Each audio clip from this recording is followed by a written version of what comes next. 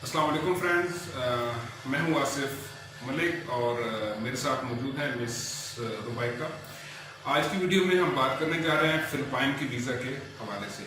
आज की इस वीडियो में मैं आपको फिलिपाइन की वीज़ा के हवाले से A to Z इंफॉर्मेशन दूंगा कि कैसे आप फिलिपाइन का वीज़ा हासिल कर सकते हैं।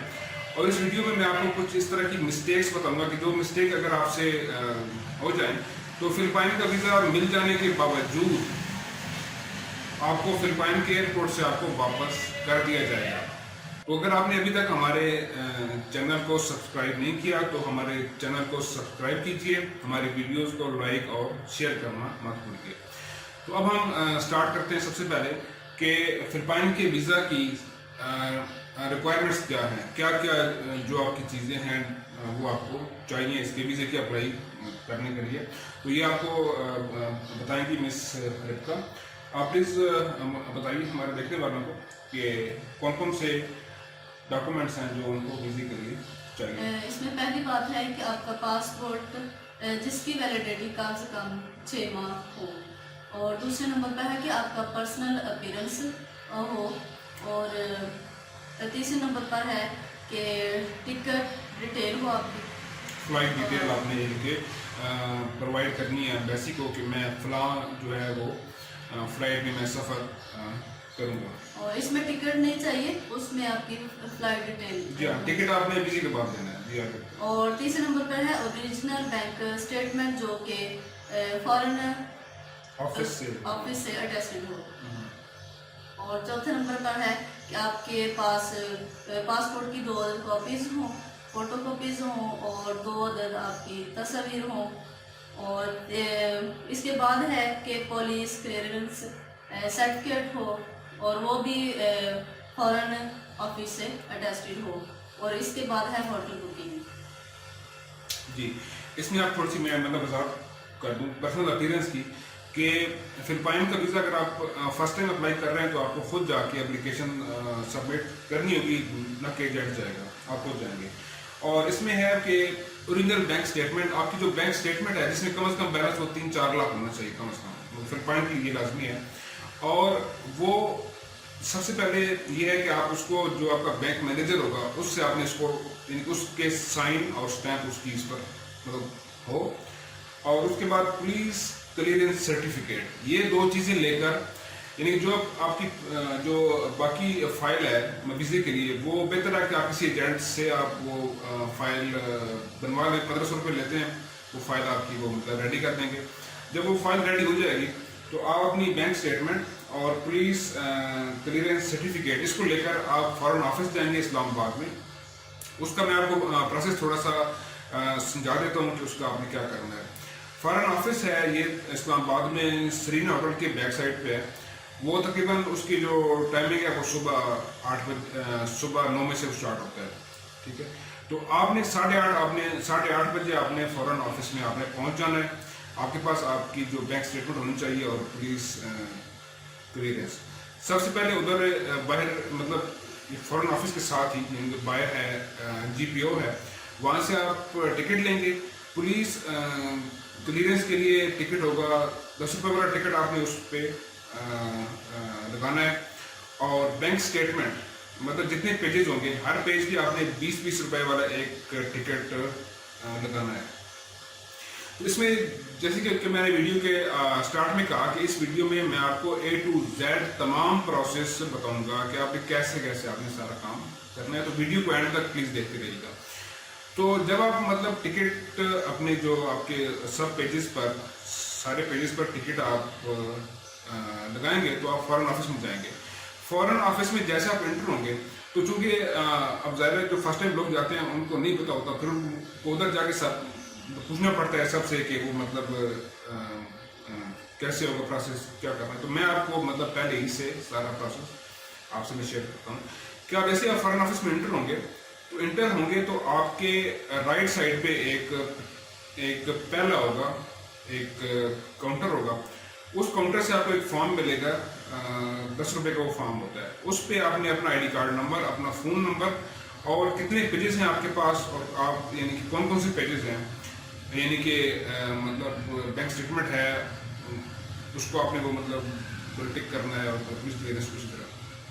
फिर उसी लाइन में लास्ट में होगा काउंटर, उधर आप जाएंगे, वो आपसे पूछेंगे कि आप मतलब क्यों आए हैं, तो आप उनको मतलब बताएंगे कि मैंने इस तरह के पेपर्स हैं तो मैंने टेस्ट करवाना है। वो आपको 1000 टोकन इशू कर देंगे। टोकन आप इशू करेंगे तो आपकी अपोजिट साइड, आपकी बैक साइड पे काउंटर होंगे, ऊपर नंबर लिखे हुए आ रहे होंगे मतलब यानी कि, और आपने उधर मतलब बैठ जाना है। आपको उधर वेट करना पड़ेगा शायद आधा घंटा 1 घंटा। उसके बाद फिर आपका जब नंबर बोला जाए तो आप अपने मुतलका जो होगा काउंटर पे जाएं, वहाँ आपने अपने वो डॉक्यूमेंट सबमिट करने हैं। जब आपके डॉक्यूमेंट सबमिट हो जाएंगे तो उसके बाद 2 घंटे का टाइम मजीद होता है। आपने उधर वो जो एक हाल होगा उससे बाहर निकल के आपने बैठ जाना है, और वहाँ पर बाहर यानी कि 2 काउंटर होंगे, तो उधर आपने बैठ के वेट करना है। फिर तकरीबन 2 घंटे बाद वो आपका जब नंबर बोलेंगे तो फिर आपने जाके अपने डॉक्यूमेंट्स वहाँ से आपने दे देने हैं। तो वो डॉक्यूमेंट्स लेके आप अपने जो आपका एजेंट होगा उसके पास जाएं, इनको अपनी जो फाइल के साथ अटैच करके, तो उसी दिन अगर टाइम हो, क्योंकि एम्बेसी का टाइम होता है सुबह 9 से लेकर 11 बजे तक, उस दिन जो टाइम नहीं होगा तो उस अगले दिन आप सुबह आप एम्बेसी पहुँच जाएँ। ठीक है, एम्बेसी के लिए ये है कि उधर एम्बेसी के मेन गेट तक तो आप मतलब जा सकते हैं टैक्सी पे। ठीक है, वहाँ से आगे फिर उनकी अपनी एक होती है बस सर्विस होती है वहाँ, यानी कि वो आपसे 1000 रुपये चार्ज होगा। ठीक है, पर पर्सन। अगर आप अकेले जा रहे हैं तो 1000 रुपये लेंगे, वो आपको एम्बेसी यानी कि फिलिपाइन की एम्बेसी तक आपको ड्रॉप कर देंगे। वहाँ पर आपने डॉक्यूमेंट सबमिट करने हैं। अब यहाँ पर थोड़ा सा आपने 1-2 बातों का आपने ख्याल रखना है। पहली बात ये है, वो आपसे मुख्तलिफ सवाल पूछेंगे, इंटरव्यू होगा आपका कि आप फिलिपाइन क्यों जा रहे हैं। तो अगर आप कहेंगे कि मेरे वहाँ पे दोस्त हैं, मैं उनसे मिलने जा रहा हूँ, तो वो कहेंगे कि इधर ही मैं रोक देते हैं हम आपका प्रोसेस। आप अपने दोस्तों से पहले एक लेटर ऑफ इन्विटेशन मंगवाएं, तो फिर आपको वीज़ा देंगे। वो थोड़ा सा, अगर आपके पास वो मतलब लेटर ऑलरेडी आ चुका है, अगर आपके दोस्त हैं उन्होंने अगर आपको पहले ही भेज दिया है तो फिर तो मतलब ठीक है, उस साथ लगा दें आप, फिर तो इशू नहीं है। लेकिन अगर आपको लेटर भी मतलब नहीं आया, ना आ सकता है, लेकिन आपके दोस्त हैं वहाँ पे, तो फिर आपने एम्बेसी में ये नहीं बताना कि मेरे वहाँ दोस्त हैं, मैं उनके पास जा रहा हूँ, बल्कि आपने सिंपल कहना है कि मैं मतलब वैसे विजिट के लिए जा रहा हूँ, मतलब फिलिपाइन को विजिट करना चाहता हूँ।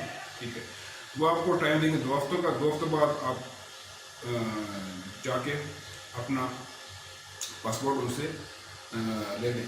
पासपोर्ट लेने के बाद आपका वीज़ा मतलब ओके हो गया, तो आप अपने एजेंट के पास जाएंगे। वहाँ आप उनसे मतलब टिकट लेंगे। फिलिपाइन का जो टिकट है वो मैंने लिया था एमिरेट्स एयरलाइन का आज से 1 साल पहले, वो तकरीबन 1 लाख रुपये उसकी मतलब कीमत थी। आप ओमान एयर देख लें, ओमान एयर का जो टिकट है वो 80-90 हज़ार तक वो हो सकता है। और एजेंट से आप अपना टिकट लेंगे, और होटल बुकिंग आपके पास लाजमी होनी चाहिए, चाहे आप 2-4 दिन की मतलब यानी कि ले लें, बाकी फिर वहाँ जाके आप देख लें कि आपने कहाँ स्टे करना है। लेकिन 2-3 दिन की कम से कम होटल बुकिंग आपके पास होनी चाहिए।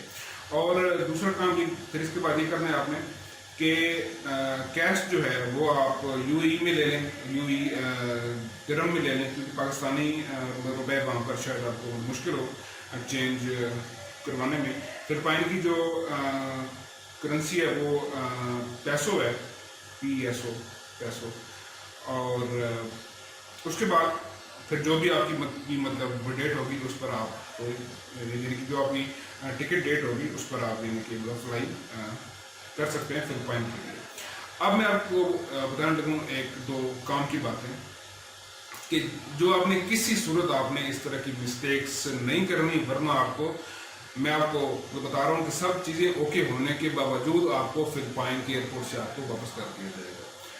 पहली मिस्टेक वो ये है कि आपके पास आप चूँकि जा रहे हैं टूरिस्ट वीज़े पे, ठीक है, और अगर आपके पास सामान बहुत ज़्यादा है, अगर आप वहाँ जा रहे हैं कि आप 25-30 किलो का आप मतलब सामान साथ लेके जा रहे हैं, तो वहाँ पर आप मशकूक हो जाएंगे कि ये बंदा यहाँ पर ओवर स्टे रखेगा, और या ये मतलब किसी और बद इरादे से आया है, तो वो आपको फिलिपाइन में दाखिल नहीं होने देंगे, ठीक है। और दूसरी मिस्टेक ये है कि अगर आपने इधर मतलब फिलिपाइन में इधर आपने अगर फिलिपाइन की एम्बेसी में कहा है पाकिस्तान में कि उधर मेरे दोस्त नहीं हैं, मैं वैसे मतलब घूमने जा रहा हूँ, तो फिर उधर जाके भी आपने ऐसे ही बोलना है कि मैं इधर वैसे वो मतलब घूमने के लिए आया हूँ, मेरे को दोस्त नहीं है, मैं किसी को नहीं जानता, मैं तो मतलब मुल्क देखने आया हूँ वैसे, तो मतलब फिर ठीक है। लेकिन अगर उधर भी आपने अगर ये बोल दिया कि मैं इधर मतलब फलाफला शहरों में मतलब मेरे दोस्त हैं, मैं उनसे मिलने आया हूँ, तो फिर भी वो आपको वीज़ा इशू नहीं, लेकिन फिर भी वो आपको फिलिपाइन में दाखिल आपको नहीं होने देंगे, वहाँ से आपको फिर वापस आना पड़ेगा। और इसमें एक और मैं आपको मतलब टिप देता हूँ कि अगर आपको वीज़ा मिला है 30 दिन का, अगर आपको 30 दिन का वीज़ा मिला है फिलिपाइन की एम्बेसी से, पाकिस्तान में से, फिर वहाँ पर आप अपना स्टे करें, वो 20 दिन कर लें, 25 दिन कर लें। अगर आपने स्टे लिया है मतलब 29 या 28 दिन का, तो उससे भी थोड़ा सा मतलब अच्छा असर मतलब वो नहीं पड़ता, वहाँ से भी आप मशहूर मतलब हो सकते हैं। तो आप कम से कम आप 24-25 दिन का मतलब स्टे लें, ताकि आपका वीज़ा एक्सपायर होने से 5-6 दिन पहले ही आप मतलब फिलिपाइन से आपको निकल आए। तो इससे ये फ़ायदा होगा कि जब आप दोबारा अप्लाई आप यानी कि कभी करना चाहेंगे, तो आपको बहुत आसानी से वीज़ा मिलेगा। वो देखेंगे कि ये बंदा पहले भी गया है फिलिपाइन, और ये टाइम पे गया है, और टाइम पे ये बंदा वापस आ गया है, इसने वहाँ पे कोई ओवर स्टे नहीं किया, ना इस तरह की इसने कोई मुश्किल हरकत की है। तो इससे भी आपको आइंदा के लिए आसानी होगी। मैं आपको फिर बता रहा हूँ कि ये गलती आपने कभी नहीं करनी कि आप बहुत ज़्यादा सामान लेके जाए, क्योंकि इस तरह हुआ है लास्ट ईयर हमारा एक दोस्त गया है, तो उसके साथ ऐसा ही हुआ है कि वो अपने साथ तकरीबन 28 किलो वो सामान ले गया। तो वो जब उधर गया एयरपोर्ट में, तो उन्होंने कहा कि आप एक अगर आप मतलब टूरिस्ट विजिट पे आए हैं, तो ये 28 किलो सामान का मतलब क्या मकसद है, ठीक है। तो आप जा रहे हैं टूरिस्ट विजिट पे, तो आपको टूरिस्ट लगना चाहिए, आपको टूरिस्ट ही लगना चाहिए। आप अपने साथ जो आपका मतलब इम्पोर्टेंट सामान है 5-10 किलो हो जाए वो ठीक है, 10 किलो 12 किलो हो जाए तब भी ठीक है, लेकिन इससे ज़्यादा का आपके पास सामान नहीं होना चाहिए, वरना आपको वहाँ पे मुश्किल होगी। आपको वो वहाँ से ही वापस आपको भेज सकते हैं, आपका वीज़ा, टिकट, आपका तमाम जो आपकी इस पर मेहनत होगी वो सारी आपकी वेस्ट हो जाएगी, ठीक है। तो इन बातों का आपने ख्याल रखना है। इसके अलावा अगर आप कोई मतलब बात तो पूछना चाहें, तो मैं अपना ईमेल एड्रेस और बाकी है कि कमेंट्स में भी आप पूछ सकते हैं, आप मुझे ईमेल भी आप मुझे भेज सकते हैं। जो भी आपके सवाल होंगे मैं आपको उनके जवाब दूंगा। तो उम्मीद है आज की वीडियो आपको अच्छी लगी होगी और आपकी मालूमात में इजाफा हुआ होगा। तो हमारे चैनल को सब्सक्राइब कीजिएगा और हमारी वीडियो को प्लीज़ लाइक कीजिएगा। हम आइंदा भी इस तरह की वीडियोज़ आपके लिए बनाते रहेंगे। खुदा हाफिज़।